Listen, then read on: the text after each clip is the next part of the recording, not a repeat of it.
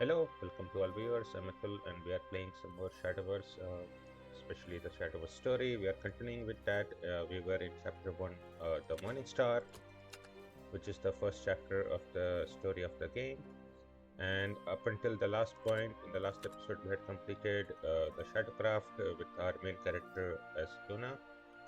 So now we move on to Urias Formonde, who is the main character for Bloodcraft. So let's just move on with the story.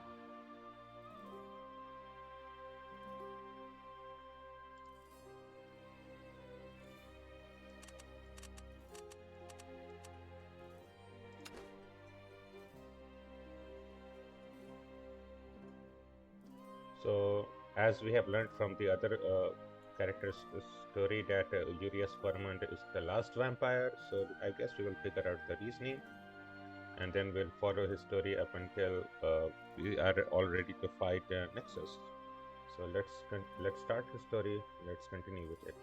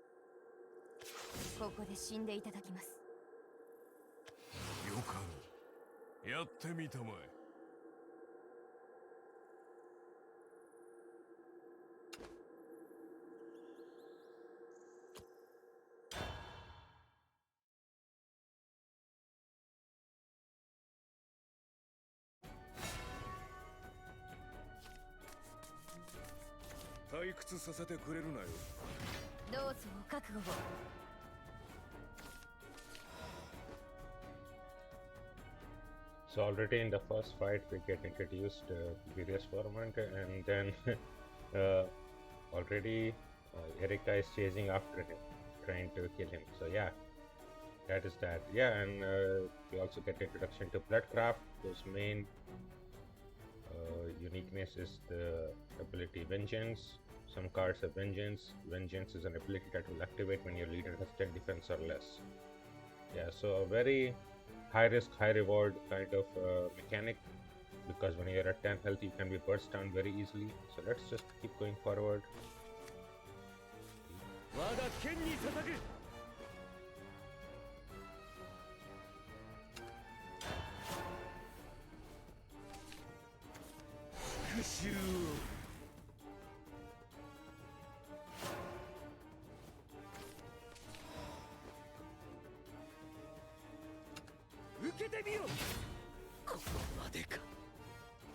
Okay, now this will do 3 damage. Less than 11. Okay. Gain storm. Okay. Indeed. followers with strong can attack on the same turn they are played, indeed. 脆弱なる者どもめ。申し訳ありません、姫様。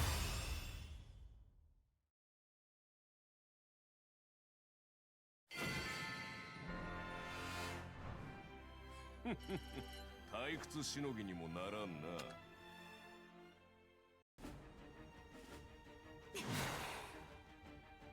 なかなか楽しめた。誇りたまえ。君はよくやったよ。こ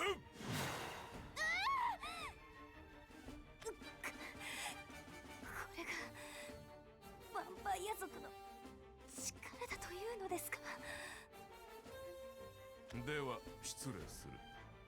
せっかく与えられたこの時間、楽しまなくてはね。待ちなさい、ユリアス。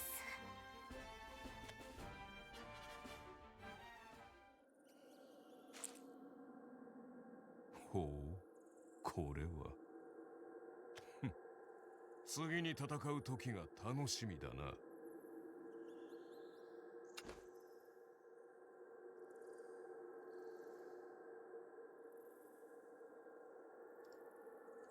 Well, we sure would not have noticed, thought that Urius notices blood smeared on his cheek. That was not written at all. So this tells us that the reading summary is always pretty good.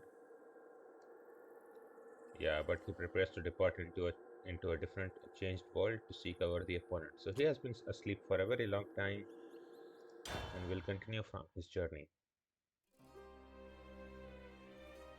Yeah, awakening indeed. Spirited battle.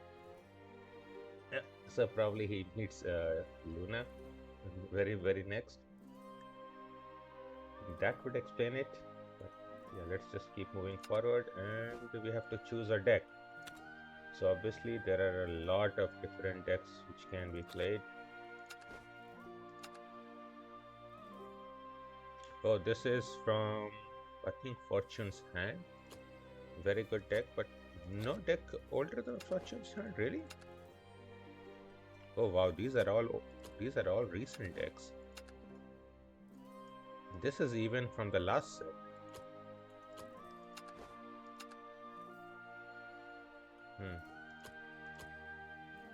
But we can see that they usually had two main archetypes, Vengeance and Wrath. So Vengeance is when they get less than 10 health, and then they can use followers to damage. And other is the Wrath. So Wrath activates when you do damage to yourself 7 times. So there are quite a lot of these good decks, or Epitaph, which activates both Vengeance, Wrath, and also Avarice, which is when you draw 2 cards in the same turn. There are a lot of very nice decks, but I think what we will really play is a version of Festive Bloodcraft, which is a discard deck. There is a deck with Urius himself in there, but I think the two main decks that we have, the first is the Wrath deck. On a limited, we can try this, but really the best deck in this format is discard deck.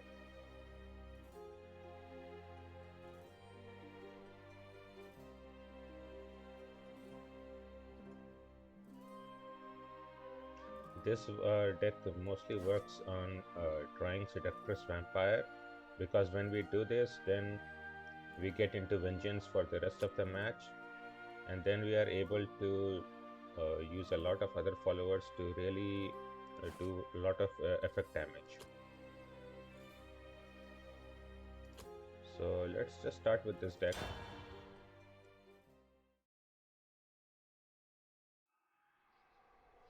やはり私が奴に封じられてから長い時を経たようだな。奴はもう生きてはいまい。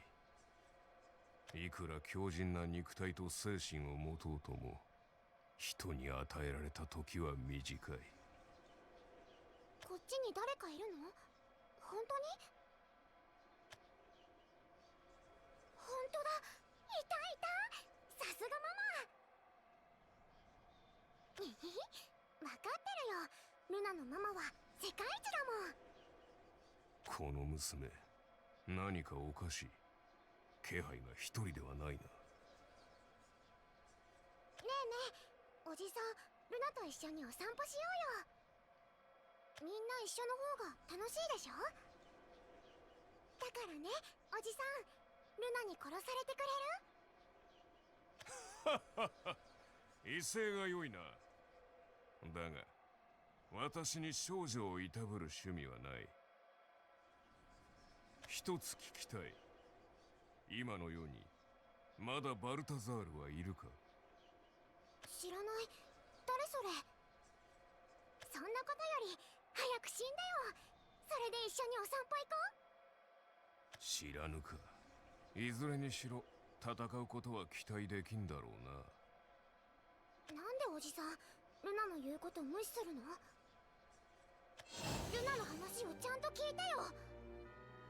ほう、これは面白い。なるほど、それと話していたわけか。よかろう、相手をしてやる。私は最後のヴァンパイア族、ユリアス・フォルモンド。楽しませてくれたまえ。おじさん、ヴァンパイアなの？ま、なんでもいいけど、ルナに殺される気になったってことだよね。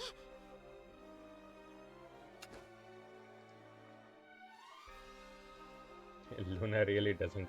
Obviously, we have figured out from playing Luna's part that she is a girl who did not understand the very concept of death, right? Despite being from the necromancer class, like imagine being a necromancer leader and not understanding the concept of that. But obviously, Urias wants to fight really warriors, while Luna just wants to play. And meanwhile, their meeting, it seems pretty prophetic also in a way, because it's not like Urias will be really harming Luna. So really, in a way, she's basically the safest thing around with Urias. She flies into a rage. I don't think that this makes sense. She's not in a rage at all. Maybe annoyance that she doesn't want to play. But let's try to play the deck.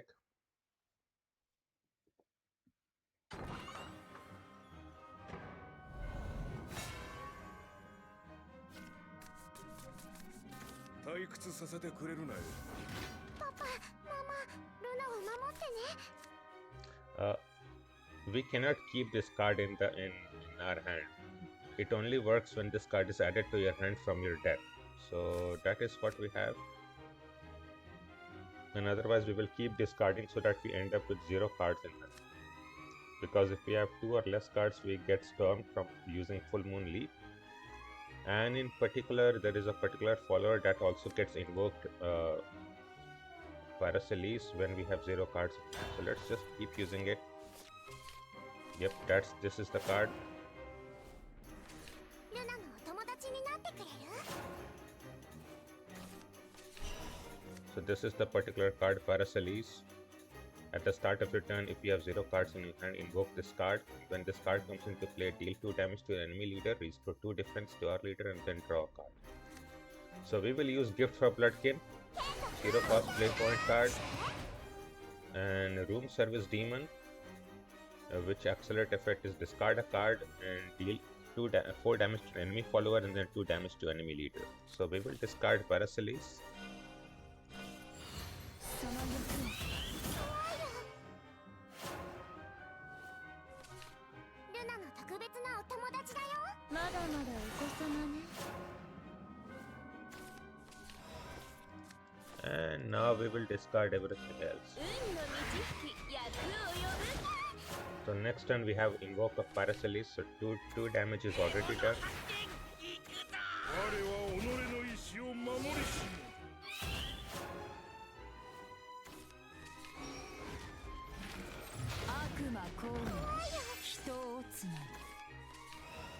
Oh, we already have Full Moon Leap. So I will play Breed Vampire, Gift for Bloodkin, then we will use Full Moon Leaf.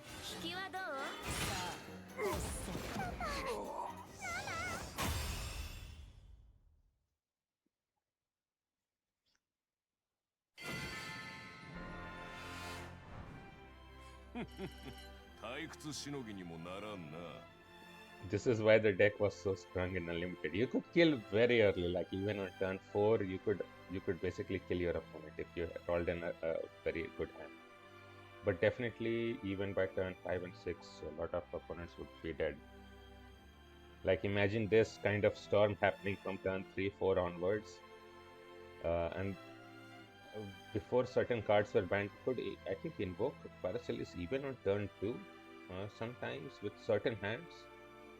Yeah, a very, very, very strong deck. But that is true as with all Unlimited decks.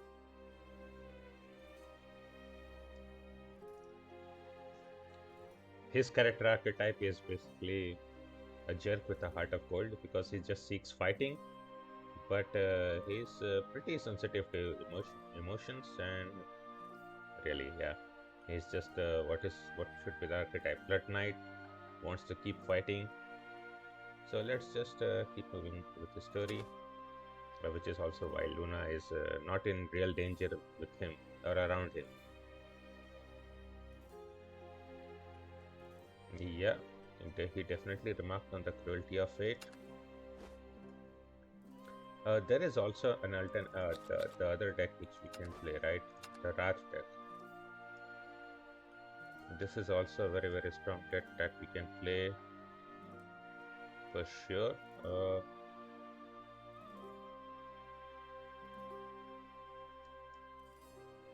Yeah, let's just showcase this deck. This deck is focused around doing 7 damage to yourself, and then we can play Vania to do a lot of damage after Wrath has been activated and on an Evo turn, and other cards. Your Forger is supposed to be a Diabolus Hidon, but yeah, I have the special art card, so that works out. We can try out this deck too.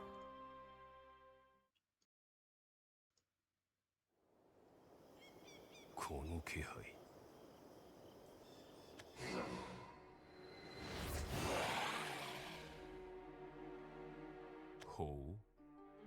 城で見たタイプとは少々違うようだな。面白い。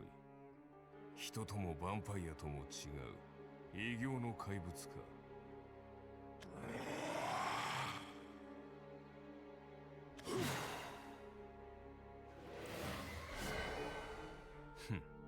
この程度か。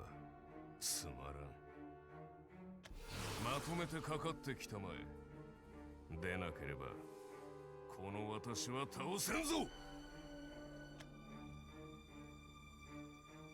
ここれで最後か。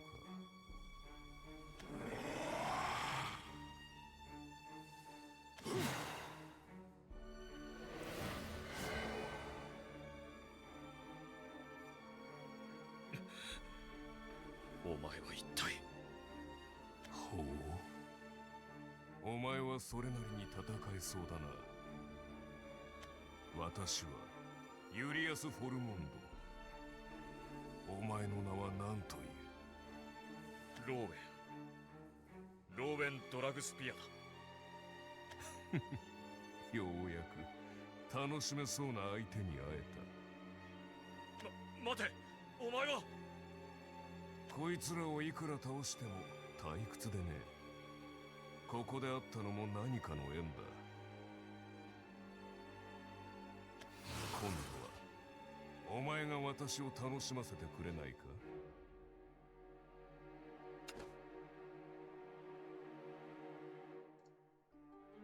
？Yeah, as we were discussing, Furious is a blood knight, wants to keep fighting stronger and stronger opponents.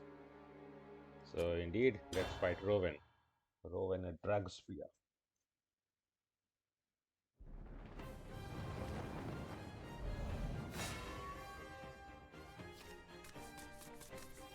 退屈させてくれるなよ。家族を守るために。No, I don't want to keep Vanya. We will keep Trampling Terror because we want to get this activated on turn 3. Oh, we have Bloodfed Flower Bed. That is the core very strong card because it does 1 damage to both leaders at the end of the turn. And this is a pity that we have already drawn Chloros. Because from our 3rd turn and onwards, when we do 4 times damage, we can invoke this card. Okay, we do both of that. Completely pitiful.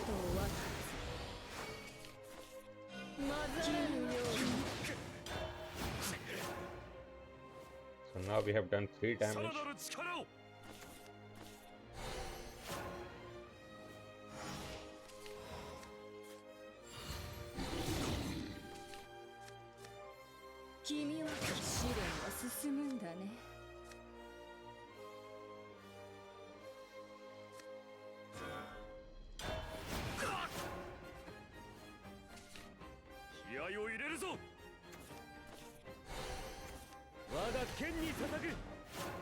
That is not useful, friend. Because we will just play. Oh, let's play Katya, Bloodsucker of the Night Leader. Let's go.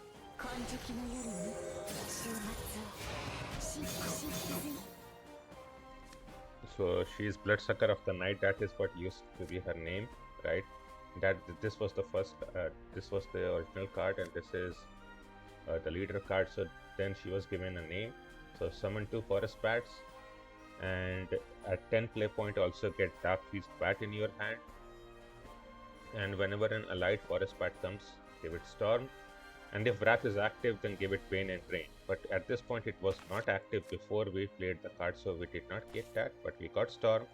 And when we have Storm, we also can use Silver Snipe to deal 3 damage also to the enemy leader.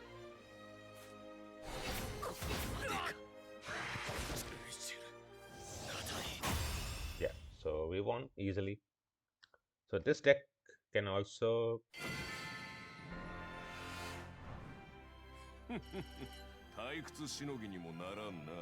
yeah, this deck can also win pretty easily against most decks by turn 5. Definitely by turn 6, which used to be the cutoff mark for Unlimited.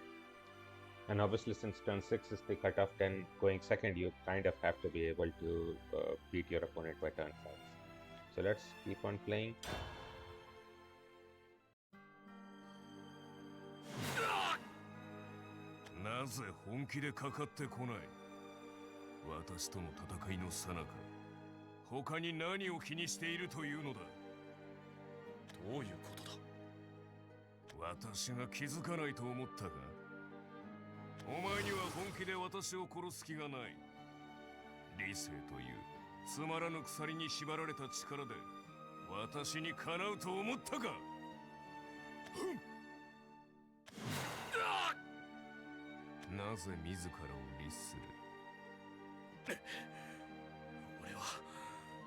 俺は自分を見失うわけにはいかないんだ。それで私に敗北するとしてもか。ああ、そうだ。人間もいろいろだな。心を壊し殺戮に生きる者もいれば、己を律して戦う者か。お前はつまらん。やめだ。そうだ、一つ聞きたいことがある。バルタザールはどうなった？かつて最後のヴァンパイア族と戦った男だ。なぜ今、そんな何代も前の王のこと。何代も前。そうか、やはり。思い出した。ユリアス・フォルモンド。聞き覚えのある名だと。バルタザール様に封印された最後のヴァンパイア族。お前が。戦いを忘れたお前には関係のないことだ。さらばだ、弱き男よ。そうか、バルタザールよ。やはりもうお前と戦うことはかなわないのだな。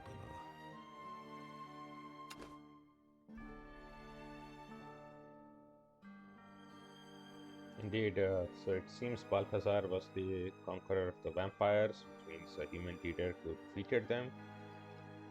And it has been centuries, perhaps, since that time. So obviously, those men, those leaders have all died long, long ago. Yeah, his rival is gone. He is alone in this world, seeking a worthy rival again.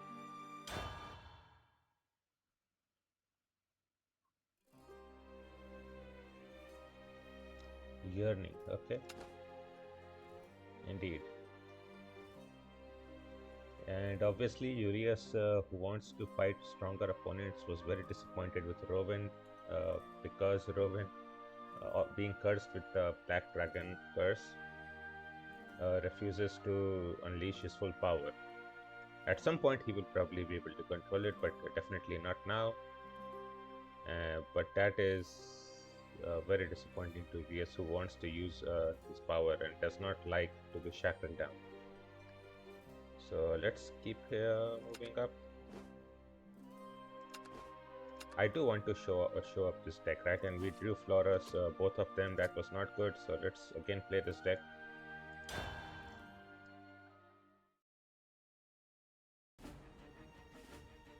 Balthazar! お前との戦いは実に楽しかったぞ。私もだ、ユリアス・フォルモンド。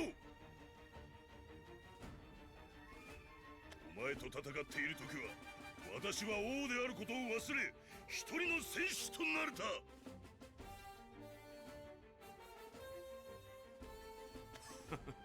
またいつの日か貴様と再戦できることを祈る。ではフィナーレと行こうか、バルタザールよ。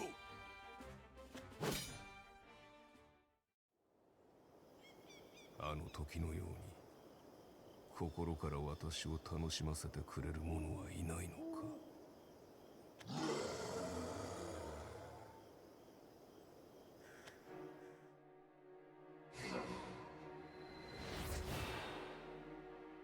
ほう、どうやら今までの雑魚どもよりは楽しませてくれそうだが、期待を裏切らないでくれたまえ。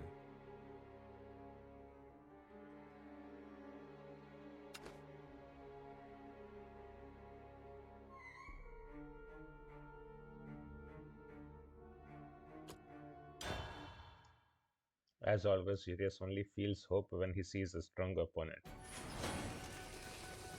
Well, our cast is pretty strong. 退屈させてくれるなよ。I think I will keep Katya, since that is 2 pings for our wrath count, and I will keep this one. Okay, Sanguine Necklace is also decent because this allows us to heal a little bit. but let's get used to it. Oh, this is very good. This is excellent even, because with Katia we can then ping quite a lot. Oh, this is the other invocation card, right? That's the reality of Shadowverse. You draw all your invocation cards. This is a card that was released in middle of the game and still so oppressive till the end of the game. Put a Gift from Bloodkin 0 cost card which does 1 damage to both leaders and summons a Forest Pack for both leaders.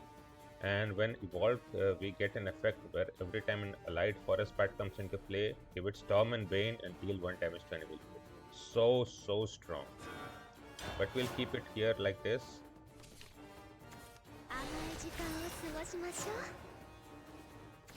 And now we will play Dear Katia.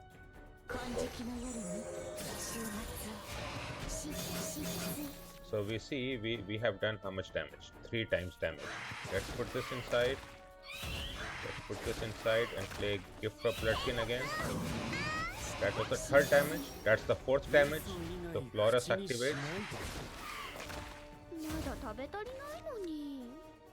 And how many times did we damage ourselves? Times damage during our own turn 5. So this will be 7.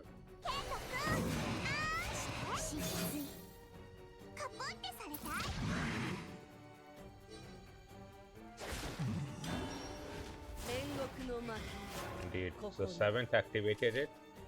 So this is the standard way to play this deck. Get both of your input activated by turn 3 and then you can win, right? Just look at this. Also, when we are in Wrath, then we also get Summon Bloodkin into our hand, or Wrath or Vengeance. So she was in double archetype, which summons 2 Forest Packs. So she alone could do like 7 plus damage. And Knight of Purgatory, at least if you draw, is also useful as a fanfare because it restores 4 health. But yeah, this match obviously is at finish.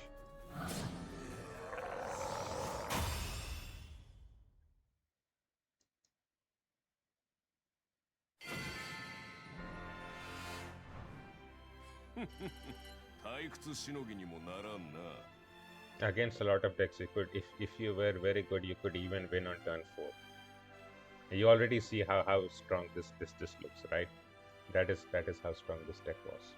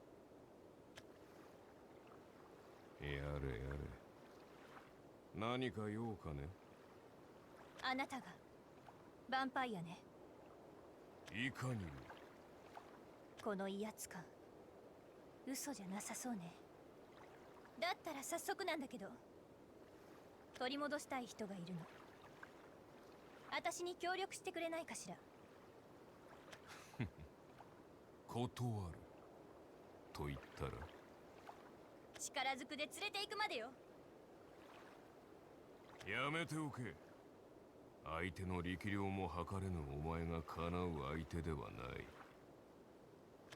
黙って。私にはもう後がないのよ。 Well, Urias is definitely saying correct that Isabel here does not understand the extent of his strength. But it's pretty funny, right? A lot of these early storyline is you are here, I am here, let's fight. Like incensed by his attitude, she attacks him. Yeah, well, his attitude is actually the one correct here. There is no bringing back who are already departed.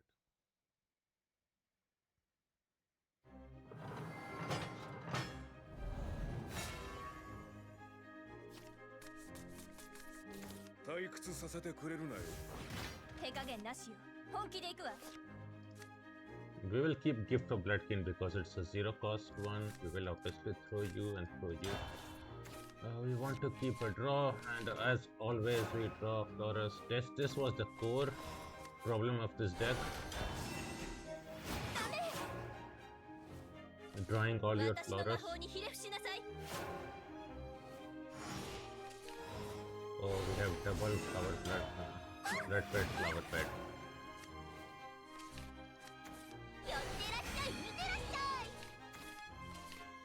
Another invocation drawn.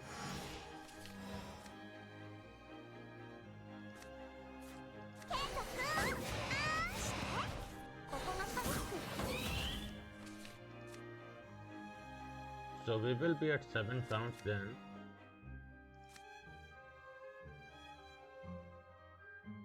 Oh.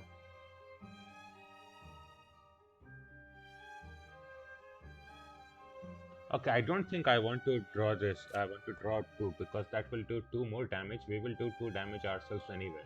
And that will still get Florus from the deck, and we might actually draw Florus from this and not invoke him then. So let's just keep this normally. 嘘以外口にしないとも。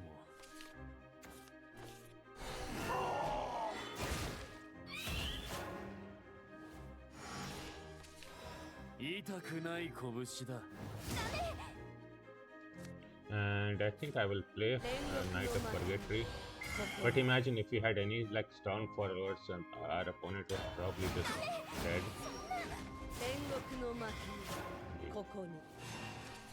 So when she invokes, all other Knights of Purgatory are banished, but we had no other Knights of Purgatory in deck. So let's just show off Vanya.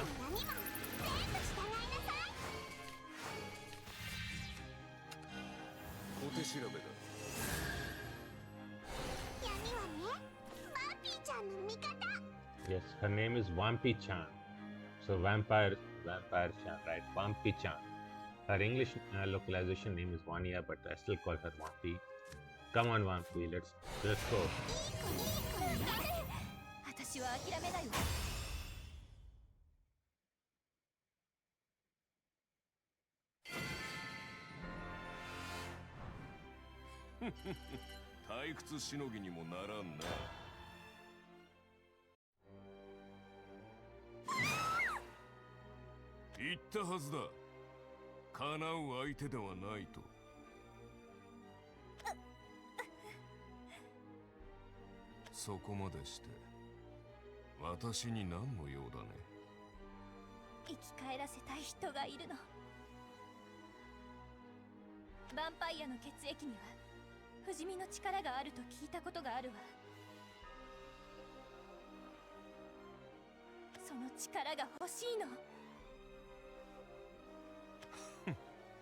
そういうことか。愚かな女よ。教えてやろう。時を遡ることができぬように、死を覆すことはできない。ヴァンパイア族に与えられたのは、強靭な肉体と長き時。しかし、それとて無限ではない。そんな嘘だわ。ヴァンパイアの血があれば。私の血など人間の体には適合せぬ。もしこの血をもって人間を死の世界から呼び戻すことができるのならば、とうに私が行っている。だが死した者には二度と会えない。それが現実だ。そんなことはないわ。私は諦めない。今日がそがれた。さらばだ、愚かなる人間の女よ。現実を受け入れることだ。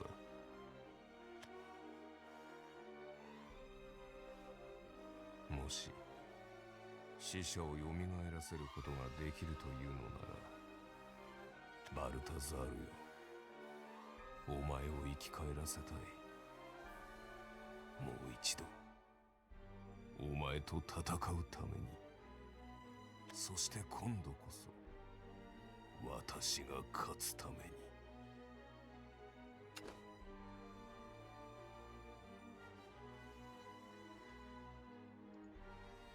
That's a very important part of the summary. At the same time, Urias recognizes something of his own plight in her, in that he would also, since he wants to keep fighting a strong opponent, and in particular somebody who wants to fight in order to attain some goal and not just is not mindlessly strong like the Shades. So he would like to fight King Balthazar again, but not possible. Not possible. So let's keep moving with the story.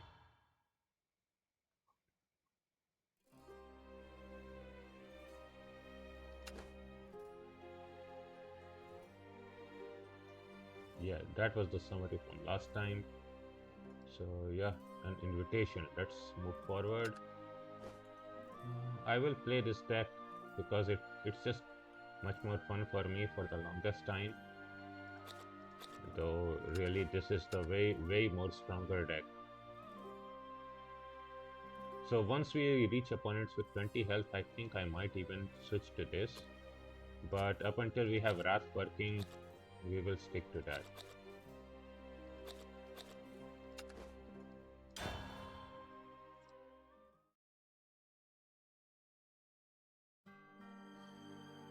Rowan という男の言葉は真実だったようだな。まさかあの戦いで敗北を喫した私がこうしてお前の墓標の前に立つことになるとはな。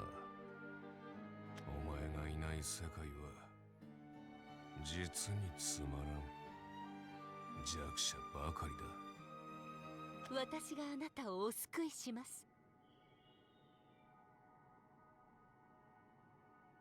誰だ？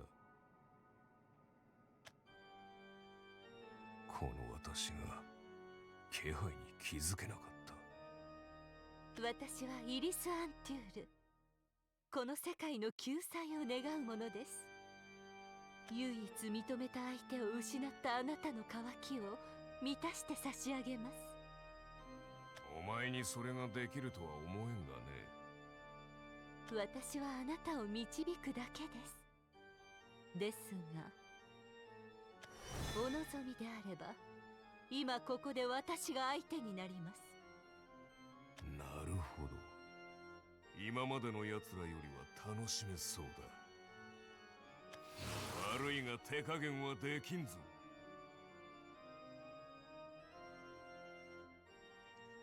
He says witness my true power, but maybe you can power up again. Who knows, really? Yeah, she is pretty stealthy. She's a villain, Furious. Beat her. Let's go beat her. Next time when we play her story, maybe then she can be a little bit sympathetic. But not now. 退屈させてくれるなよ。救いの時が近づいています。Just look at her dead eyes, right?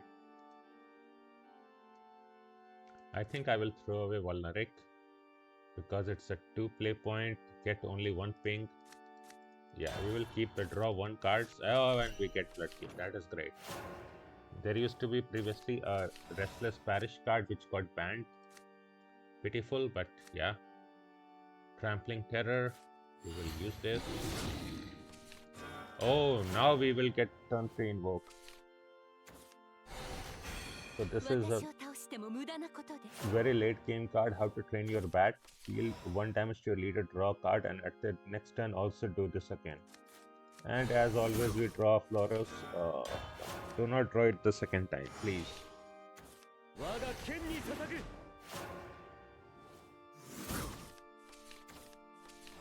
Okay. I will play Sanguine Necklace because next turn we can heal. So this is 4th damage. We have already done 2.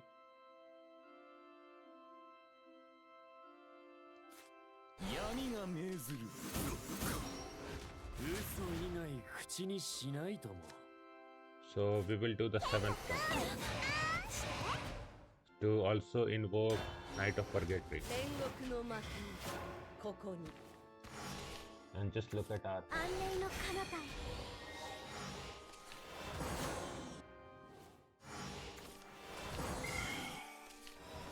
Okay, we need to really finish things off, but we can use Vulnerate. So if you are in Wrath, gain +2/+2 with Storm, so that is very, very strong. And let's just see his her effect.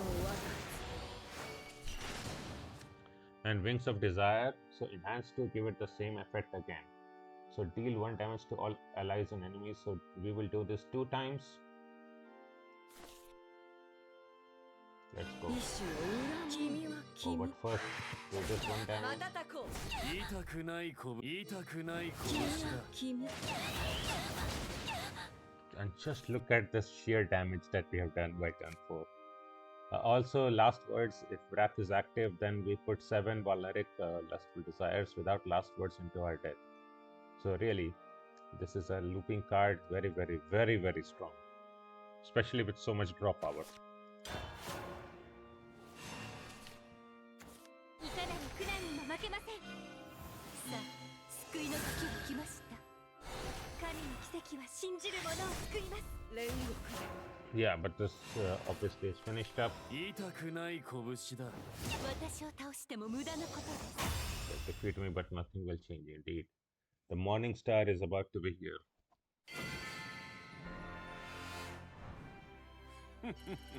退屈しのぎにもならんな I have also not played as Urias for the longest time, ever since I got Vampy as a leader. So, pretty nice to remember his words. さすがですね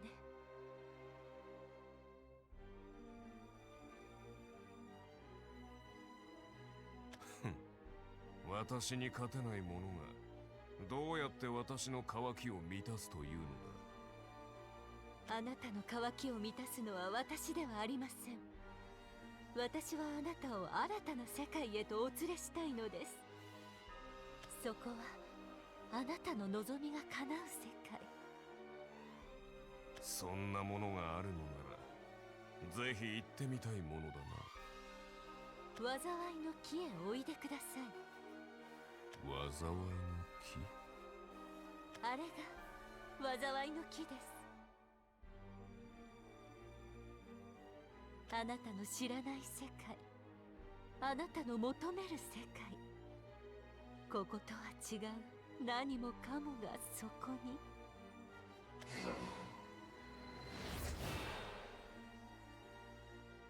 消えた面白い力を持つ女だ所詮はよせ誘いに乗るのも悪くはないかさらばだバルタザール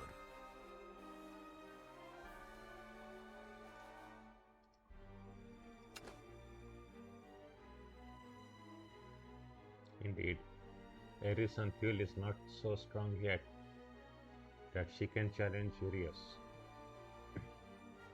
So he has to keep moving forward. Let's go.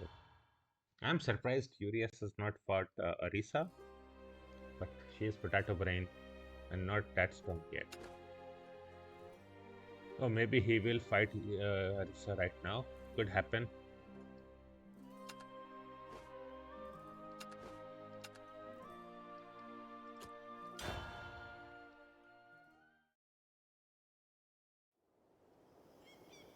私が求める新たな世界、新たな戦い。奴との再戦かなわぬ今となっては、新たな世界に戦いを求めるのもまた一興。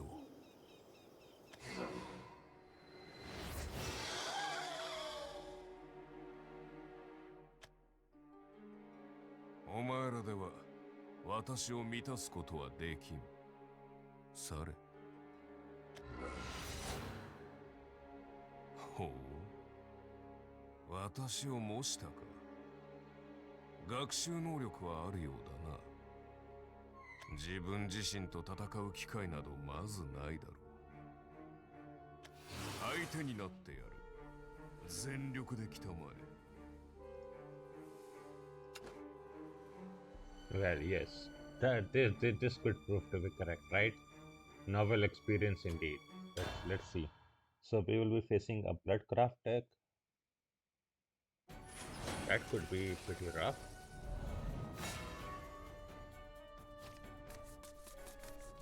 退屈させてくれるなよ。虚しき世界だ。I will obviously keep these two. And also Dark Contract, that is 2 draw. 所詮は妖精か。Okay, we have a ping. So I will do Gift of Bloodkin and Falling Spring. Oh wow. 我が剣に捧ぐ。Ne- 闇が命ずる。Please do not draw the next Chorus or the next Knight of いくらで Forget. 雇ってくれるんだい？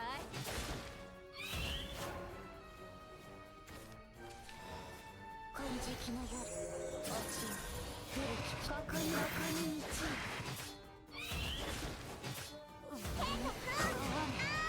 ここに道よ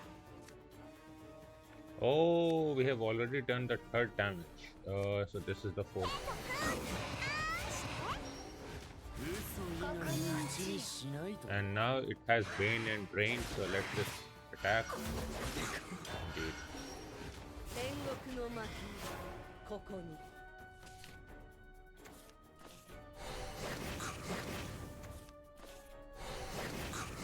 語りに落ちた。煉獄。今宵ここまで Well, we are lacking damage output. 嘘以外口にしないと。お手調べだ。 So we run into a core problem of this deck. What happens when we run out like this? Our opponent is also pretty あ stuck. なたの夢食べてあげる So that will feed into our Chorus. 覚めない夢を見せてあげる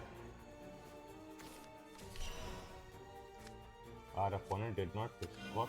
少し本気を出す。 This is- I mean, how will you be satisfied, Urias, when the shades are like this, right?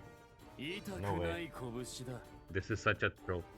所詮は妖精か。 All that is left is not time. The AI was foolish. 退屈しのぎにもならんな。 Yeah, but we did not draw into Vampy, so that can very much happen sometimes if our early board is answered.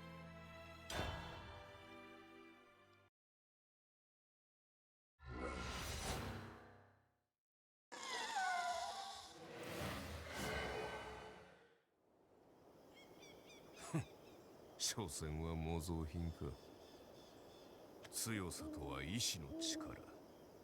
強い意志を持つ者のみが強者たる可能性を持つ。意志なき者に強さなどあるはずもない。出直してきたまえ。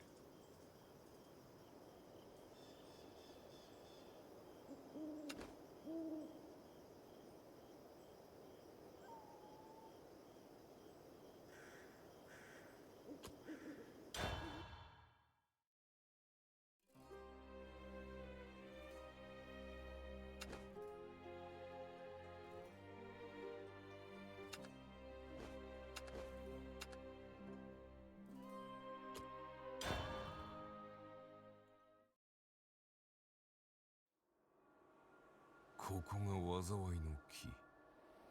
確かに何かを感じる。今までに感じたことのない。ユリアス・フォルモンド。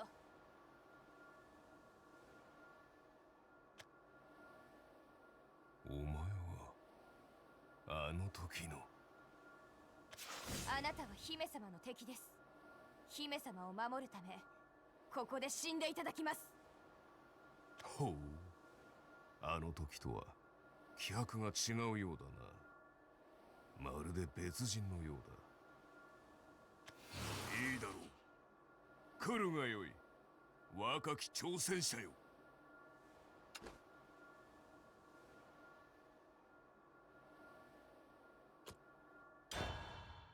Well, yes, Erika is definitely headstrong. Erika's will is indeed strong. She's too obstinate, 退屈させてくれるなよ。 in my opinion. どうぞお覚悟を。I will keep Silver Snipe because we can do 3 damage to a random enemy follower, and this is still 1 play point, 1 ping. Come on. ここで死んでいただきます。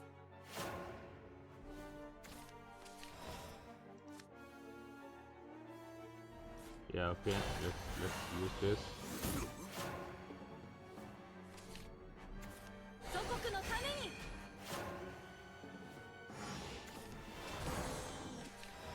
Okay, so on turn 3 we will have the full invoke. 旦那様、しばしお待ちを。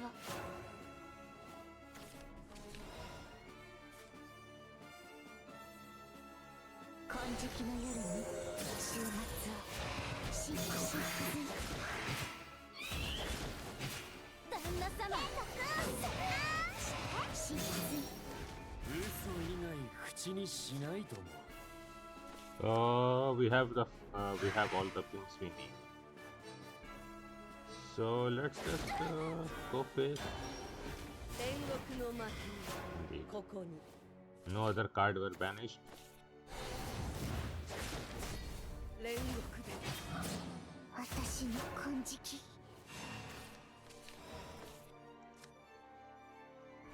We can play Night Speech to draw 1, but I don't think that is needed. I think I will just play Sanguine. Then Silver Snipe to do 3 damage. 小手調べだ。 Evo Floros. 言葉なくして語ってやる。痛くない拳だ。 Because without Evoing, he restores 3 defense on last words, and with Evo 5 defense, so that is great. And then I will 目覚めたエゴは他者とは。 use you.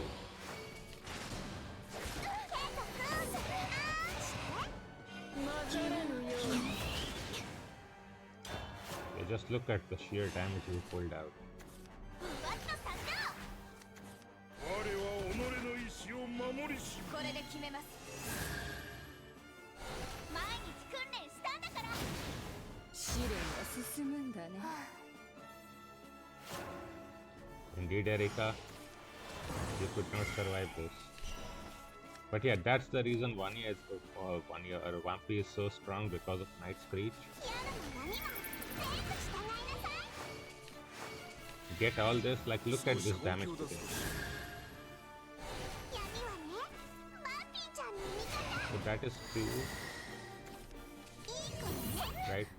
The 2 storm plus 2 there, so 4, 5, 6, 7, 8, 9, 10, 11. 11 damage out of hand with 5 play points. カポってさんか。申し訳ありません、姫様。 Yeah, you cannot protect your Hime-sama like this. Imagine being so weak. 退屈しのぎにもならんな。 Yeah, Urias is so strong.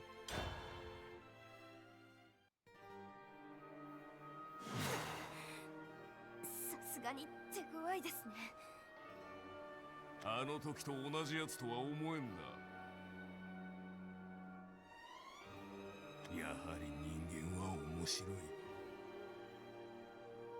あなたにとっては面白くない結果になると思いますが。何？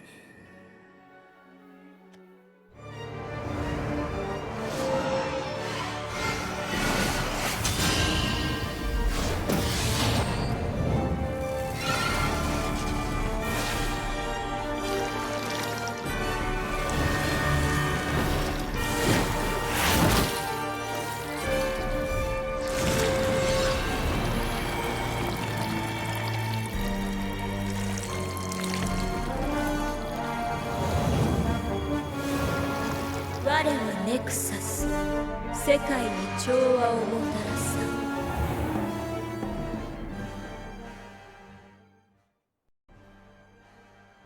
我はネクサス、世界に調和をもたらす。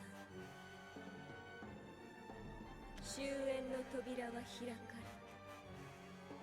れ、汝の闇を支え、光の礎となる。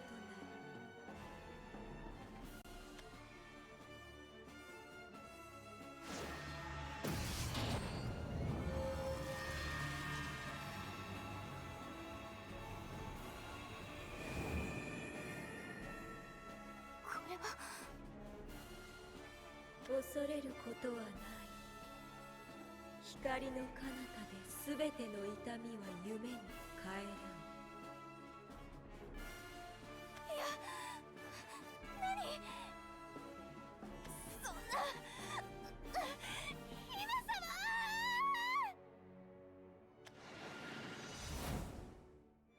これがあの女が言っていた新たな世界の導きか。いいだろう。さらなる強者が待つのならば私は喜んでいこう。いかなる戦いが私を待つのか楽しませてくれたまえ。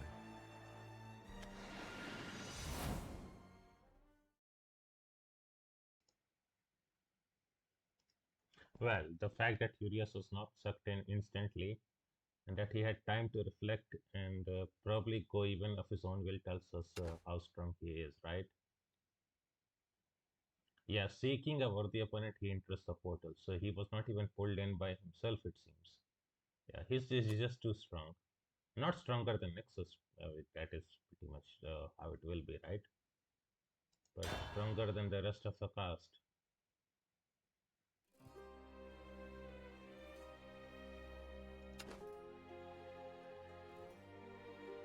Oh, he will be in his dream world, and because he wants to fight Balthazar, so he will be facing Balthazar. Let's go.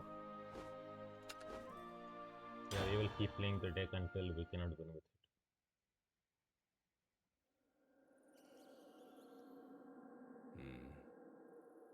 眠っていたのか。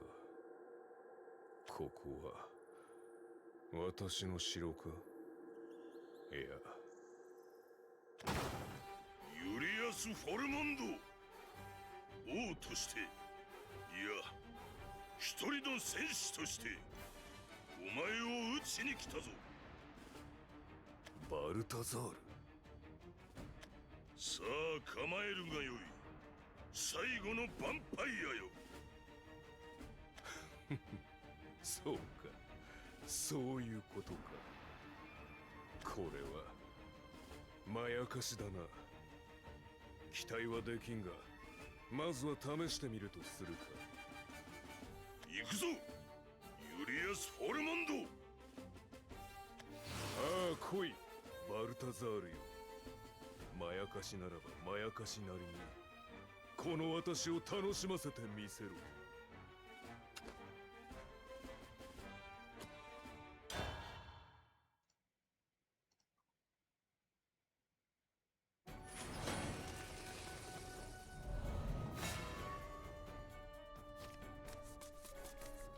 退屈させてくれるなよ。行くぞ、ユリアス・フォルモンド。Yeah, we are definitely not keeping any of the Flores.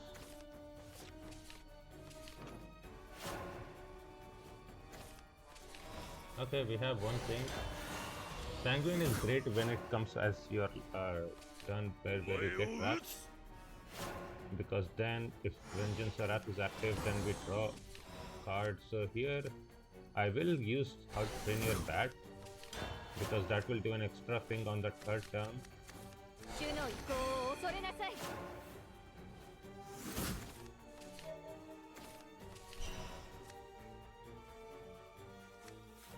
闇が命ずる。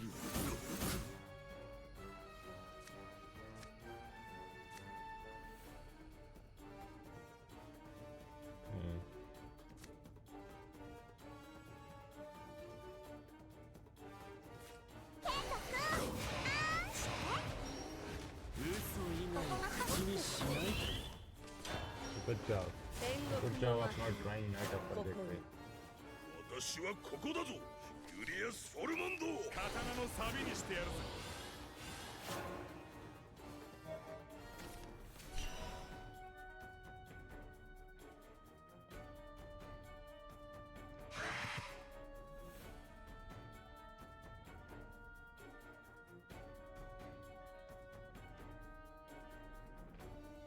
Yeah, I will clear this board. 金色の夜に週末を子供たちを瞬く守らないと。痛くない拳だ。 Oh, and we have the entire board up for Vampire. We cannot even clear this.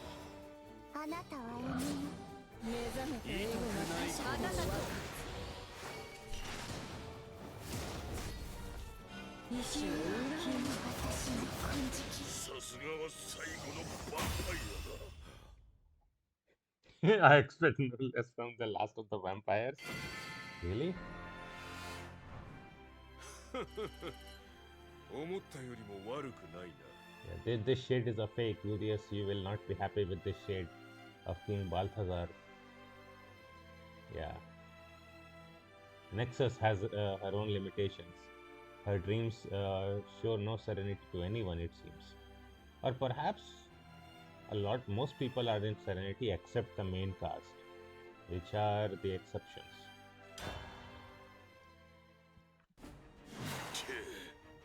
さすがは最後のヴァンパイアだ。これは想像以上だな。剣のさえはあのバルタザールと同じ。いや、それよりもあなたの渇きを満たすのは私ではありません。私はあなたを新たな世界へとお連れしたいのです。そこはあなたの望みが叶う世界。なるほどな。少しは期待できそうどこを見ている。私はここだぞ、ユリアス・フォルモンド。とどめだ。そう焦ってくれるな。フィナーレにはまだ早い。そうだろう、まやかしのバルタザールよ。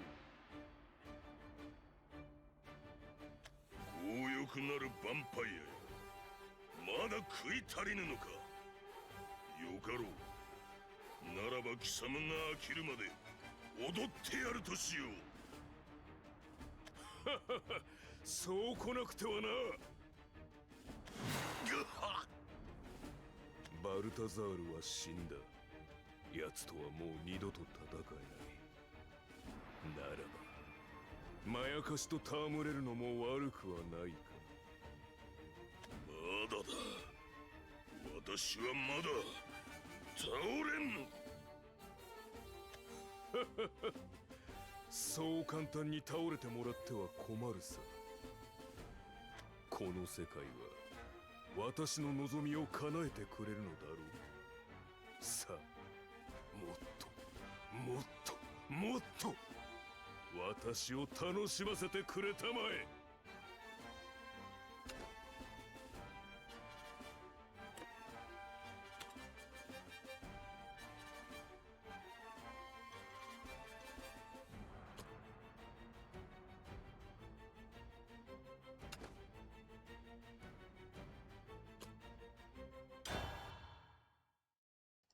So Urias recognizes that he is in the dream world from the very first thing. That might be because he went there of his own will. Okay, so Urias is actually that strong. That is good to know.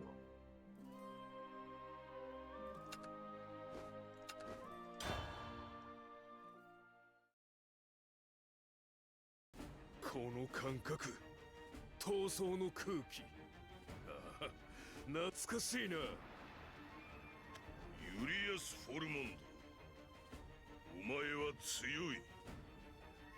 なぜその強さを正しく使わないのだ。懐かしいな、この問答も。何が正しく、何が誤りなのかは私が決める。なぜなら私には意志があり力があるのだからな。哀れだな、ユリアス・フォルモンド。哀れ。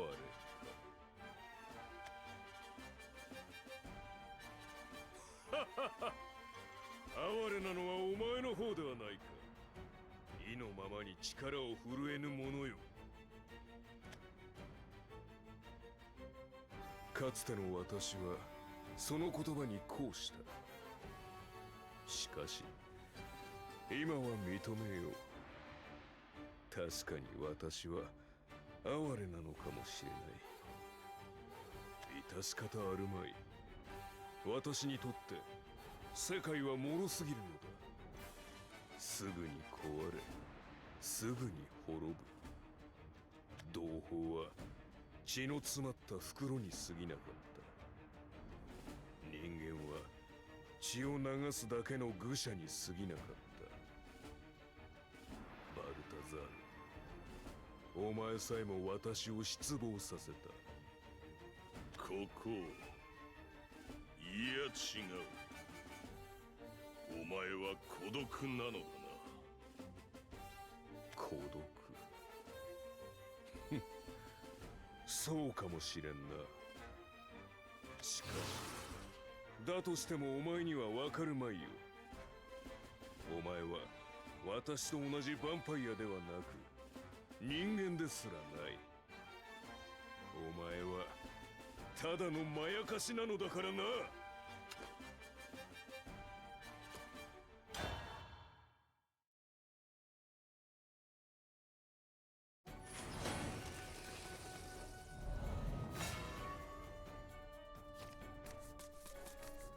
退屈させてくれるなよ。最後のヴァンパイアよ。覚悟しろ。That's a decent draw. Except we don't have any draw power, but whatever. But here Urias will be stuck fighting Balthazar.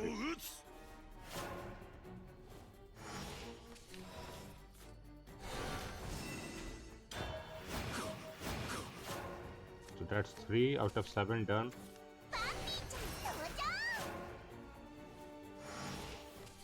Vampy-chan? So this will be 1, this will be 2.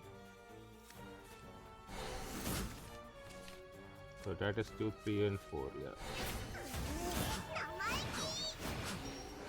嘘以外口にしないとも。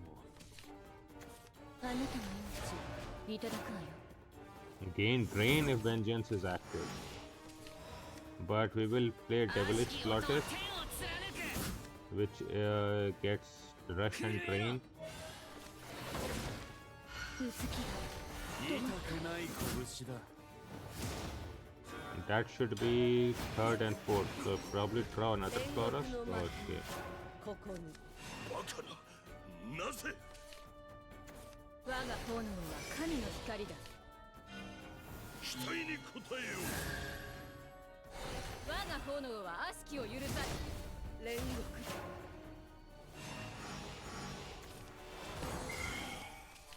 And here we have opportunity to play a special card, which is Dappler's Head-On. So when we evolve, gain Storm and destroy all enemy followers, and we deal 1 damage to our leader. 小手調べだ。お亡くなりください。進め。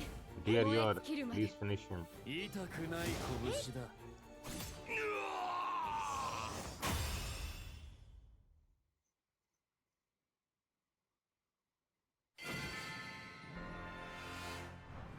足りん。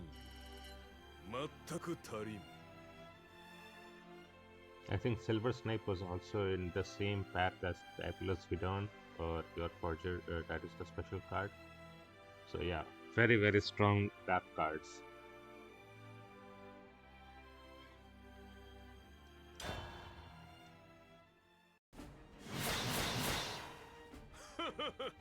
Mayakashu, こうも私を楽しませてくれるとはな。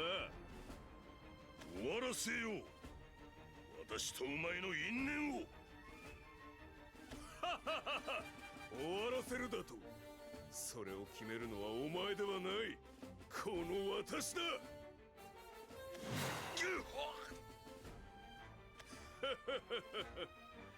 っと、もっとだ。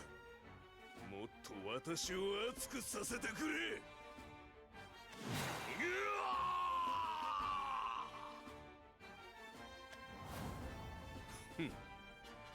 この程度か。油断するには早いぞ、ユリアス・フォルモンド。どうした？戦いはまだ始まったばかりだぞ。なるほどな。まやかしであれば限りがなくて当然か。この世界に居続ければ私は無限に戦い続けることができるのだな。バルタザールを模したまやかしと。それでどこまで楽しめるかな。はっ。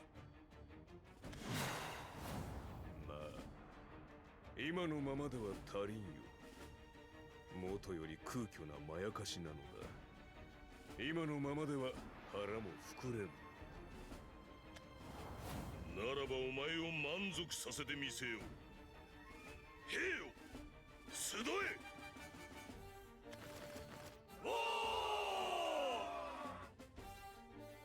質でかなわなければ数で押すか。凡庸なやり口だな。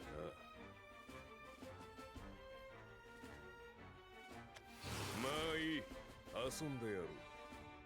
せいぜい楽しませてくれたまえ。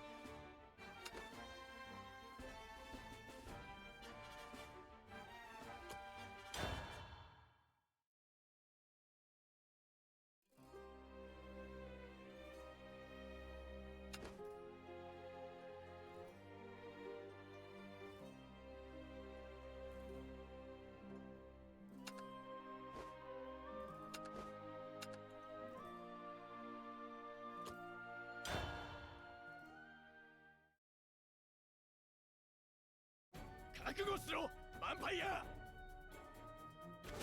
遅い。はあ、退屈だ。実に退屈だ。この程度なのか。いや違う。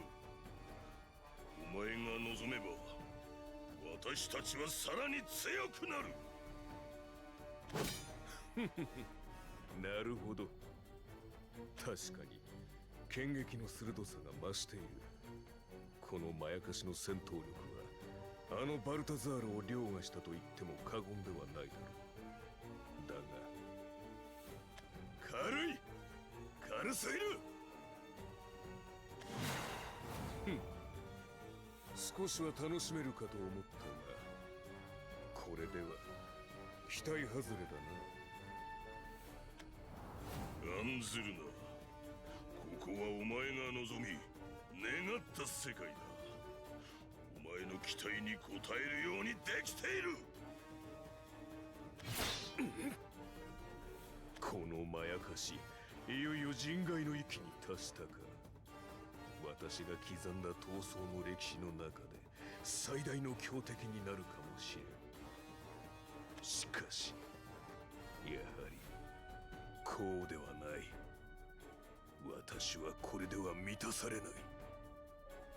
さあ、の望みを叶えよ。私の望みか。一体どこの誰が私の願望を図ったというのだ。無論ネクサス様だ。ネクサス。ああ、あれか。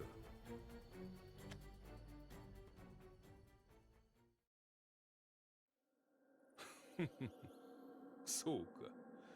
だとすればあれは相当の無能だな。ネクサス様は世界を救う存在だ。それを愚弄するとは。お前は神にでもなったつもりか。私が神だとまさか。この世に神などいない。もし神がいるのなら私がここまで退屈することもなかっただろうさ。さて、もう十分だな。フィナーレと行こう。バルタザールのまやかしよ。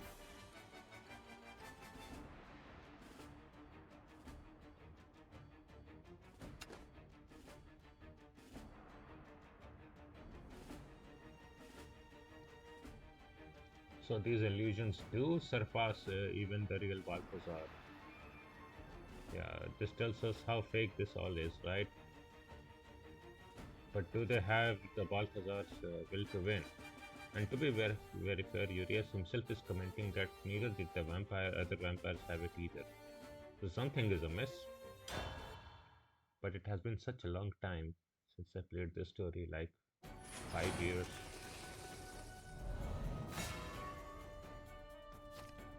So I don't remember. 退屈させてくれるなよ。行くぞ、ウリアス・ホルモンド。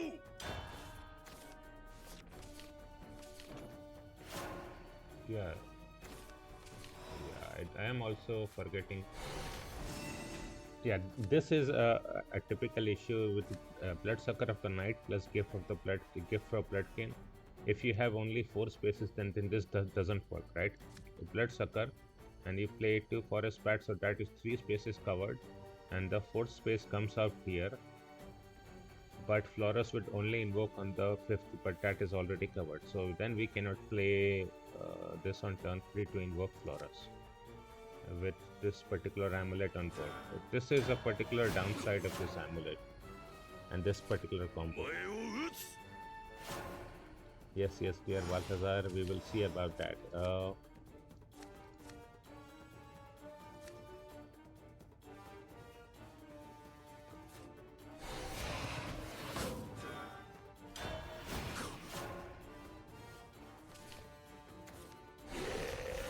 Oh, now we will be able to do that.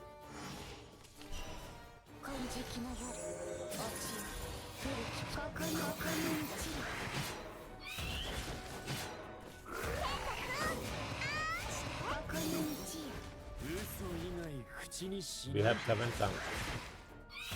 That playing that 2 play point 2 is what allows us to get double invoke. Let's go.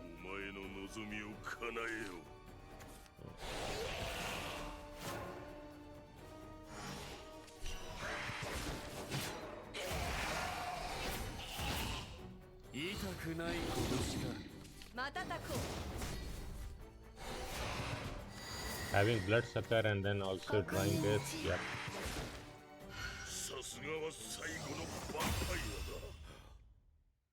Just look at this turn 4.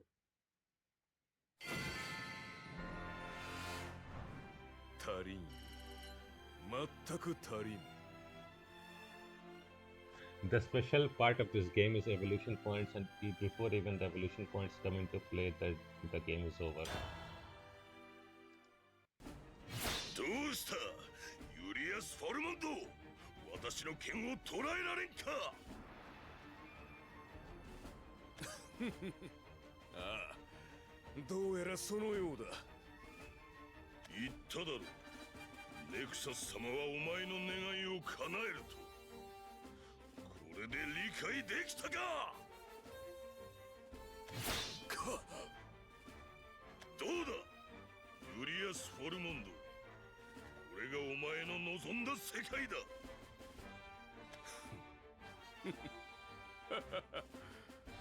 まあ確かにこの世界悪くはなさそうだ。ならば受け入れるがいい。ゆりかごに揺られ救いの時を。だがこれでは私の渇望は満たされん。なんだと。お前はやはりまやかしに過ぎん。バルタザールにはかなわんよ。そんなはずはない。私はバルタザールよりもお前よりも強い。そのように作られた夢なのだから。確かに力だけで言えばそうかもしれん。しかしお前には力があっても意志がない。それではお前はあの血袋どもと同じではないか。なぜだ、なぜ貴様は我らを狩る。我らは同じヴァンパイアではないか。貴様らと私が同じだと。見くびられたものだな。貴様らには意志がない。意志なきままただ空腹を満たすために血を吸っている。貴様らは血の詰まった袋に過ぎん。見るに耐えんよ。血をまき散らし滅びるがいい。力だけでは足りん。意志のみでは無駄だ。双方を兼ね備えてこそ強者となり得るのだよ。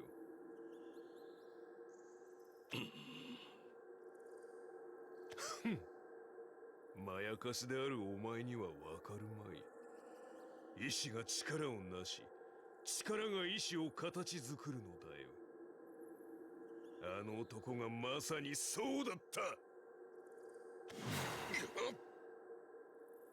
感じるか、私の意志を。理解できたか、私の力を。所詮はまやかしか。初めこそ楽しめたが、あの男とはほど遠い。お前と戦っている時は私は王であることを忘れ、一人の戦士となれた。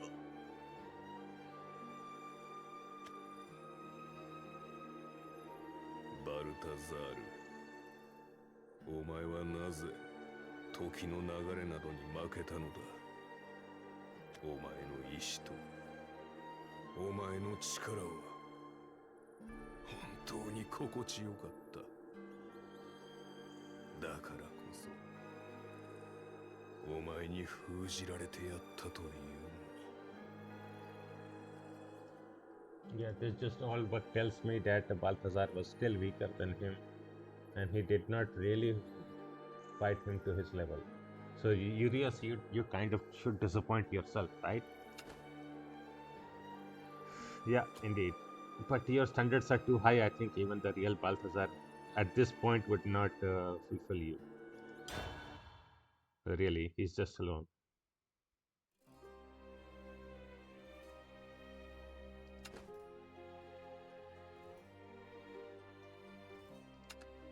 Oh, we are going to face Eris. Let's go.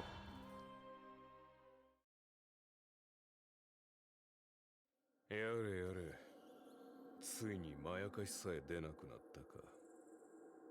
退屈極まりないな。これでは災いの木に入った意味がない。あの小娘と戯れていた方が楽しめたというものだ。あなたもまた安寧を拒むのですか。お前はあの時の女か。あなたにはここに至るまでの記憶があるのですね。ヴァンパイアの持つ強大な力ゆえか、あるいはそれもあなたの望みだったのか。さてどうかな。記憶などそうそう失うものでもないとは思うがね。この世界は安寧の世界。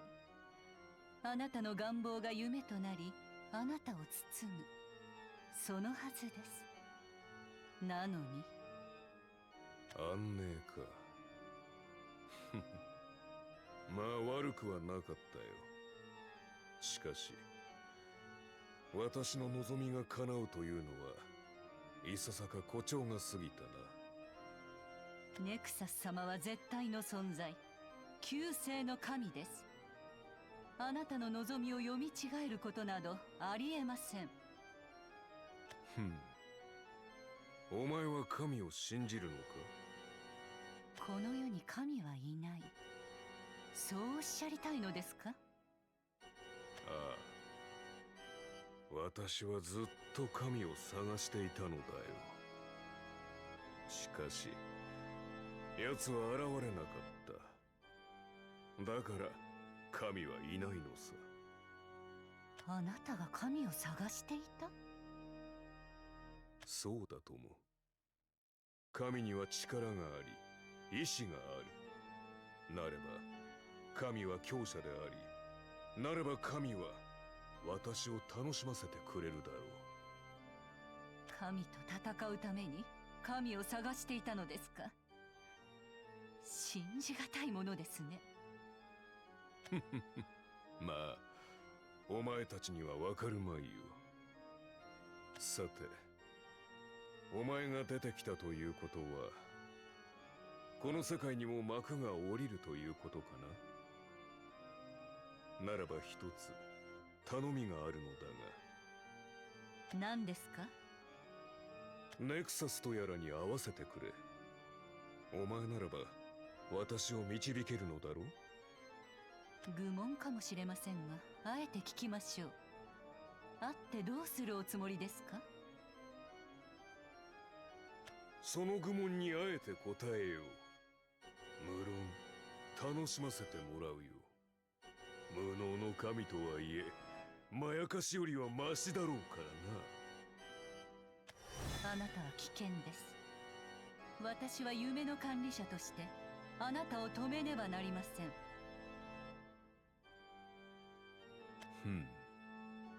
そうか。お前はこの世界の管理者なのだな。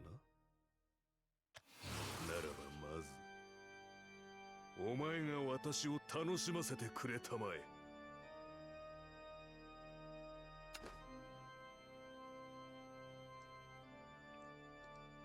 So Eris thinks that Urias is too big a threat. Yeah. Let me check something. So this works only on the next page, probably.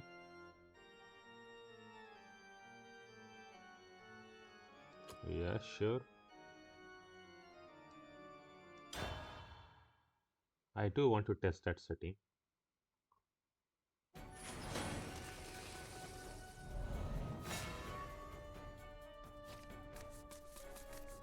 退屈させてくれるなよ。あなたは危険です。ここで止めます。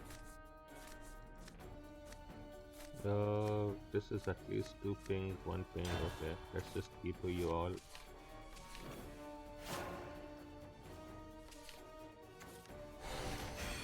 救いの時は近い。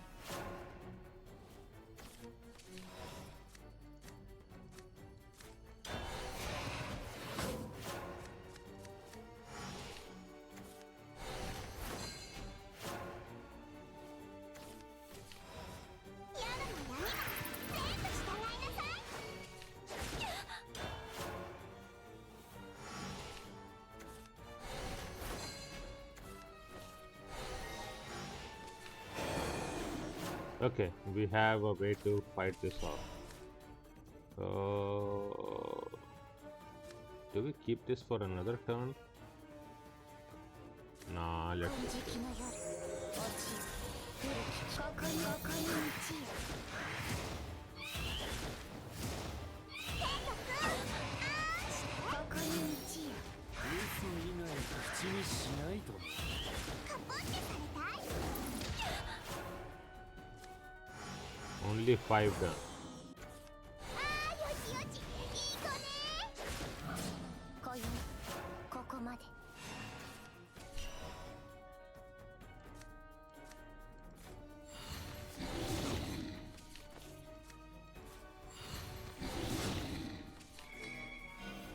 小手調べだ。闇はねバーピーちゃんの味方 When she is evolved, then every forest pet that comes into play gets Storm, Bane, and deals 1 damage to enemy leader. Let's go. 痛くない拳だ。私を拒むのですね。 Yep, that was an easy fight. Indeed, we reject you. Very uncool. 足りん。全く足りん。 The comment was a little bit different. And we really beat Eris, so she is not a strong keeper, and everybody is beating her. But Urias is just too strong for her anyway. He might even be too strong for Nexus at this point, because Nexus has taken over Lozaria, if you remember. And Lozaria is not too oppressively strong. I mean, she's stronger than Arisa, but I don't think that she's stronger than Urias. So if Urias gets to Nexus, then Nexus is beaten too. That explains why in the other story parts, Urias goes off alone. Right? If he joins, the team is too strong.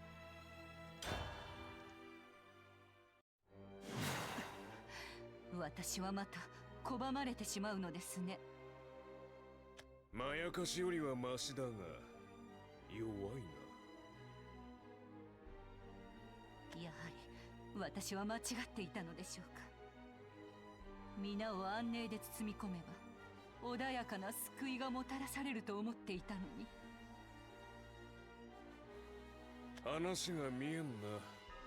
どういうことだ。この世界には過酷があふれている。その過酷に皆惑い傷つき悲しみを覚えている。だから私はこの世界を救いたかったのです。次元の彼方より来たる救世の神ネクサス様に世界を消し去っていただくことで。あれは世界を消し去ることを目的としているのか。であればこの夢は世界を消し去るまでの間、ネクサス様は世界を夢で包みます。救いを恐れぬように安寧を与えるのです。この夢を拒まなければ人は安寧に包まれたまま救われることができるのに、なぜあなたたちは。なぜだと。そんなこともわからないとは哀れだな。あなたにはわかるというのですか。ああ、わかるとも。ネクサスとやらが無能で傲慢だからだよ。ありえません。ネクサス様は絶対の存在で。ではあれが私に見せたこの夢は何だ。ただまやかしをぶつけてくるだけとは全く出来が悪いではないか。私に言わせればこんなものは安寧の夢ではない。悪夢ですらない。くだらない嘘偽りに過ぎんよ。黙ってください。やれやれ。ネクサス様は絶対なのです。ネクサス様は世界を救うのです。それこそが真実なのです。消えたか。まあいい。獲物を追う狩りは得意なのでな。さてまやかしよ、貴様らに用はない。書き消え、私の道を開けるがいい。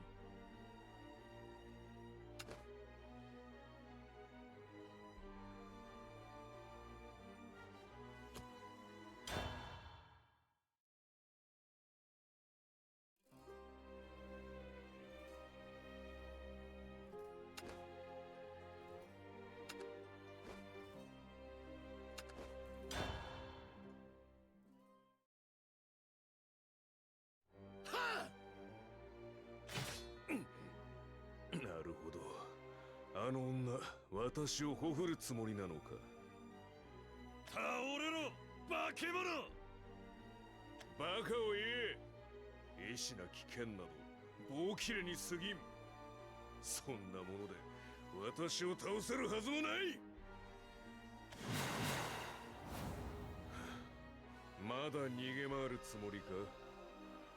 曲がりなりにもここの管理者なのだろう。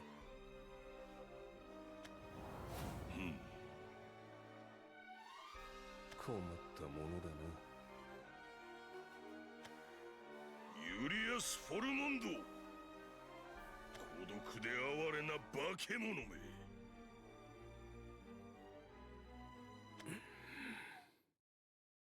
お前はここで撃つ。はあ！ふざけるな。バルタザールはうぞうむぞうとはわけが違う。この私の牙をうずかせた唯一無二の人間だ。その姿をこのように扱うとは。覚悟しろ、ユリアス・フォルモンド。もういい。さえずるな。これ以上私を怒らせないでくれ。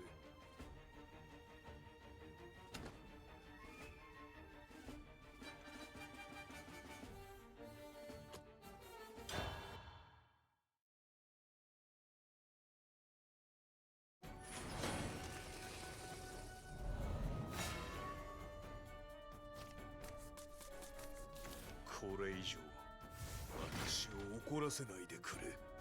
最後のヴァンパイアよ、覚悟しろ。 Yeah, let's keep this all very good part. お前を撃つ。 Yeah, you keep on saying this, dear Balthazar, but yeah, Urias is very angry with Nexus 僕だってできるんだ。 because he keeps throwing all this trash. ここが倒す。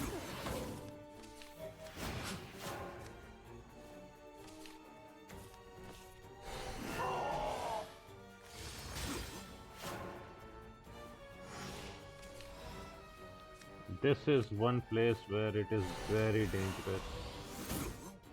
Oh wow.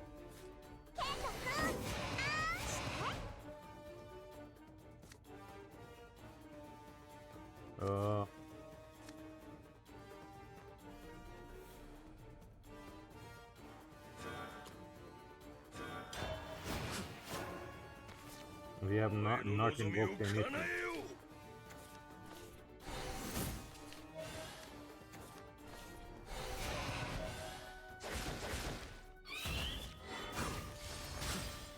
Just look at how bad we are suffering, right?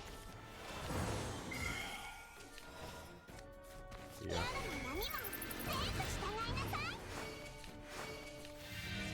小手調べだ。闇はね、カポってされたい。いい子ね。次は負けないぞ。天国の幕、ここに。ここはお前の世界なのだ。煉獄で。 This is one problem with Wrath as a deck, right? In that, since you damage yourself and your opponent damages you, you can very easily die.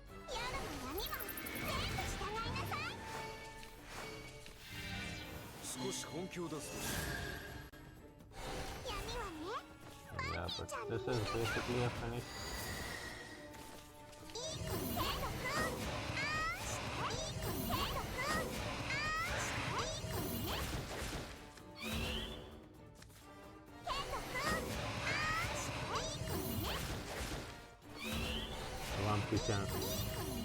Kenta-kun everything.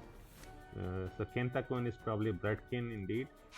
And just look at what the sheer damage we have, right? We have what, 6 more damage, and opponent was at 11 health, so 9 health we have done, 15 damage, right? Just look at this damage output.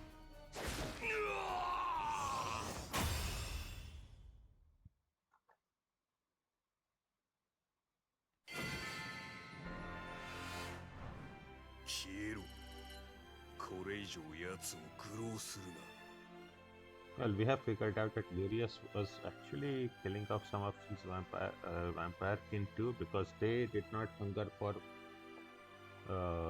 glory or anything, but they were just drinking blood.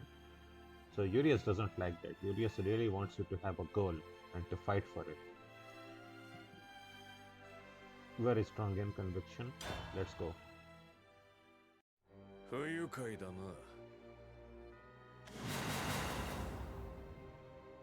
世界を救う？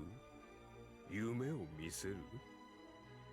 バカバカしい。幼稚に過ぎる。稚拙に過ぎる。私を楽しませずして何が神だ。まったく付き合いきれん。くだらん夢は終わりにしよう。外の世界は過酷で満ちている。にもかかわらずなぜ進む？後退も停滞も私の好みではない。ただそれだけだ。消えろ。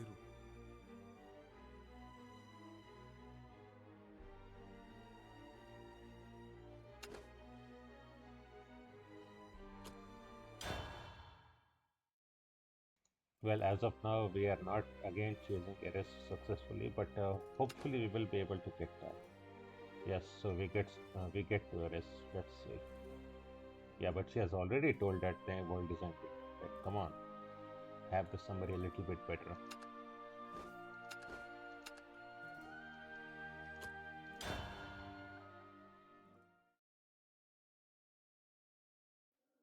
お前の神がもたらす安寧とやらにはもう飽き飽きだ。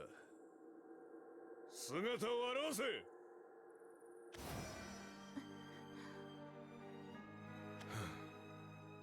ようやくか。手先であるお前がこのざまではネクサスとやらにも期待はできんな。最後のヴァンパイア、あなたはなぜそこまで戦いを求めるのですか？まるで何かに駆り立てられるかのように。お前にはわかるまい。生まれつき脆弱なお前には。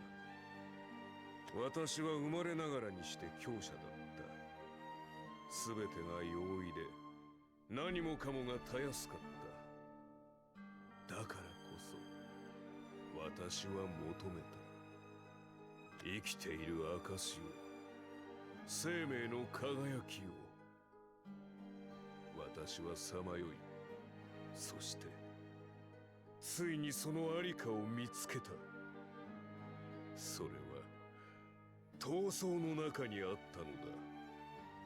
強者との闘争だけが私に生を実感させてくれる。私にとって生きることとはすなわち戦うことなのだよ。そのような理由で同族を滅ぼし人を食らったのですか？なんと傲慢な。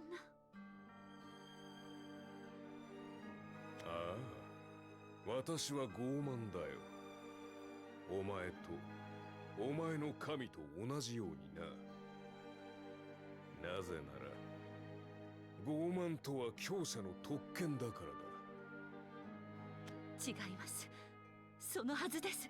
ネクサス様は決して。では聞くが、一体この世の誰が救いを望んだ？誰が安寧の夢を見たいと言った？それはこの世界に過酷が溢れていることなど誰もが知っていますから。だからざれ言を吐くな。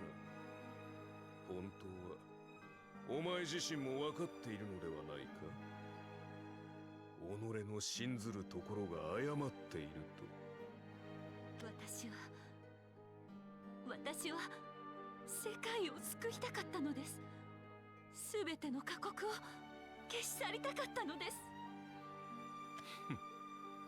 それは構わんがね。世界中のすべてが救いを求めるなどと思わんことだ。私の命は私のものだ。故にそれが進む道を決めるのは私であって貴様ではない。私は進むべき道を間違えて。まあいい。お前が正しかろうと誤っていようと問題ではない。さあネクサスとやらのもとに案内してもらおうか。言っておくが首を横には振らせんぞ。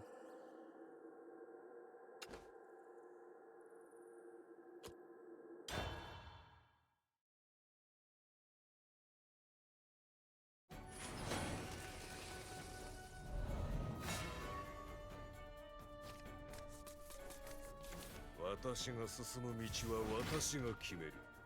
私は道を違えて。 So it's Urius who breaks Eris out of her thought process. Good for Urius. この過酷あふれる世界に救いを。 Yeah, first liberate yourself from your thought process if you are ready. Then we'll talk about liberating you. 我が剣に捧ぐ。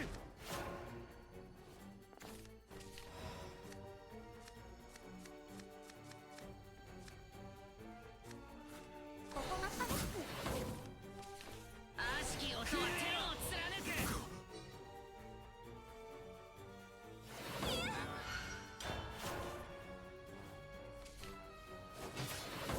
外した。森の命は必ず守ります。 Oh, it has ward. Ah, 闇が命ずる。悪しき音は天を貫く。震えろ震えろ。嘘以外口にしない命のえぐりと覚悟。 yeah, just look at this setup for us, right? ここに森の命は必ず守ります。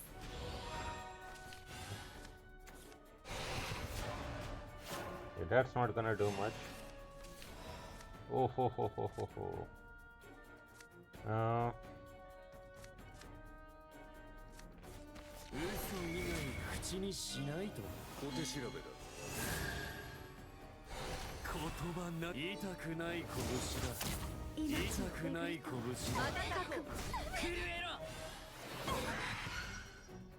その意志、その力はあまりにも。 turn for kill out of hand. お前も脆いな。 Yeah, indeed. Yes, we are so strong. We beat Ares, right? Surely Ares' thought process has changed now. But this was very important. Ares is trying to force her thought process that the world is sorrowful and therefore she can kind of destroy it. That's not good. If she cannot solve the issues, she may as well destroy everybody and otherwise put everybody in a sleep or in a dream world. That is not good. We need to face our worries. So Urius has the correct thought process here at least.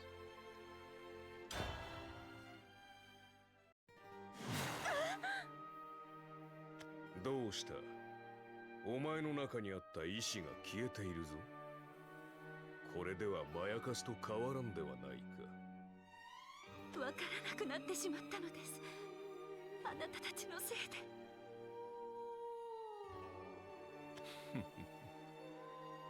思い悩むのは弱者の特権だ。存分に味わうがいい。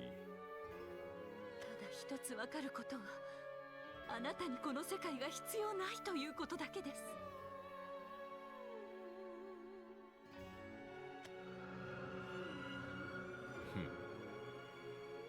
この先にネクサスがいるのかね。ネクサス様は今まさに世界を消し去ろうとしています。そうか。では行くとしよう。さらばだ、弱き者よ。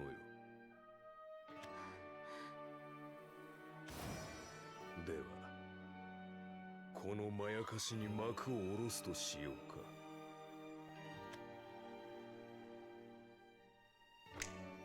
さらばだ、バルタザールよ。さて、ネクサスとやらは私を楽しませてくれるかな。退屈な時間を過ごしてしまったからな。これ以上失望させてくれるなよ。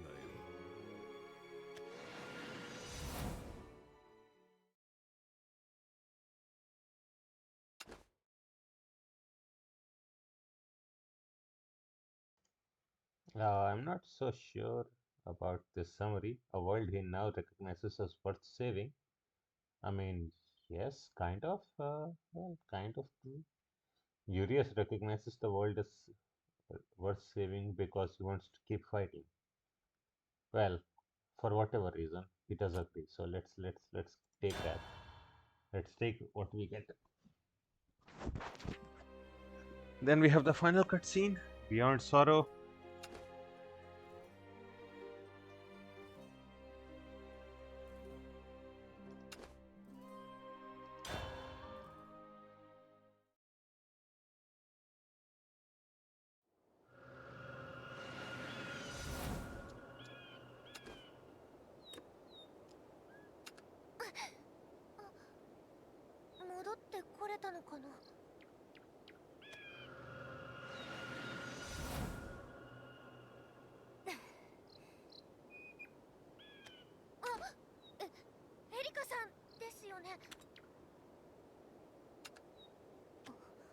Ah, あなたはあの時のなぜここに？私、災いの木の中で夢を見てたみたいで。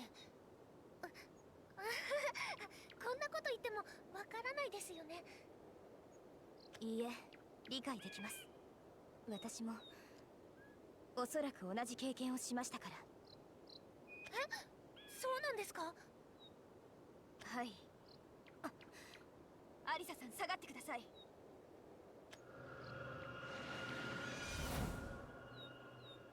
ここどこ？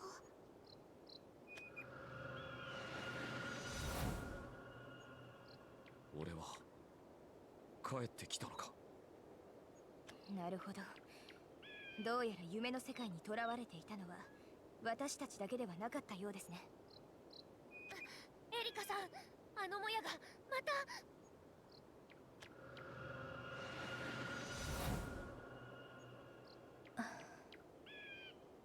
これで5人。いえ、まだいますね。この気配はまさか。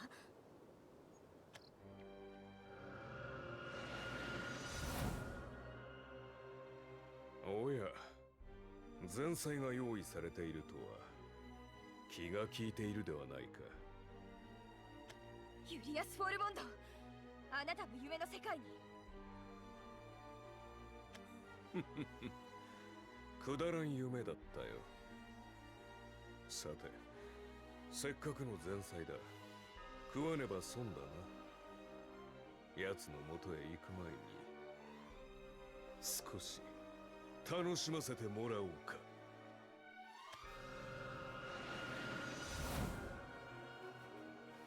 おやめください。私たちが争ってはなりません。イリスさんですよね。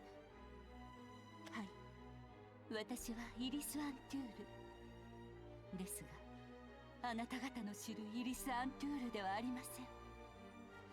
世界を消し去り救済する、そう願う私はもうここにはいません。あなた何をするつもりなの？ネクサス様、いえ、ネクサスを打倒します。この命に変えても。ほう。しかしあれはお前が呼んだものなんだろう。はい、私は傲慢でそれゆえに過ちを犯しました。それを承知であなた方にお願いします。私一人ではネクサスを倒すことなど夢のまた夢だからどうか私と共に戦ってくださいませんか。あなたを信じろと。厚顔無知な申し出だとは分かっています。ですがあなた方の力が必要なのです。なぜならネクサスのもとにたどり着くまでには。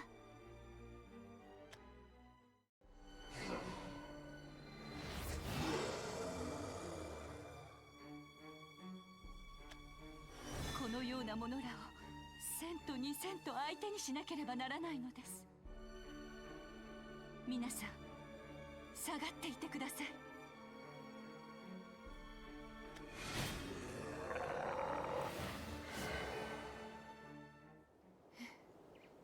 皆さん大丈夫でしたか。ああ、助かった。しかし君を信じていいものなのだろうか。俺には判断がつかないよ。無理もありません。私はそれだけの罪を犯したのですから。私は信じる。信じてみます。イリスさん、嘘はついてないと思うし、私一人じゃロザリアを助けられないですから。まあそうね。手段を選んでいられる場合じゃなさそうだわ。賛成します。しかしここにいる全員と協力し合う気にはなれませんね。案ずることはない。もとよりお前たちと群れるつもりなどないのでな。私は私で楽しませてもらうよ。そうですか。ネクサスを打倒した後はあなたの命をいただきます。そのことをお忘れなきよう。結構だ。楽しみにしているよ。他の皆さんは共に戦ってくださるのですね。ありがとうございます。心からの感謝を捧げます。感謝だなんてそんな。私どうしてもロザリアを助けたいだけなんです。だから頑張ります。家族を消し去らせるわけにはいかない。力を貸すよ。カイルを悲しませたくないの。協力するわ。私は姫様の剣であり盾。姫様のためならば協力は惜しみません。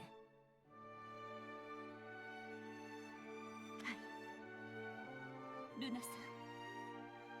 ルナさんはどうなさいますか。わかんない。ルナちゃん、それなら私たちと一緒に行こう。一人でいたら危ないから。それでは参りましょう。この世界を本当の意味で救うためにネクサスを打倒するのです。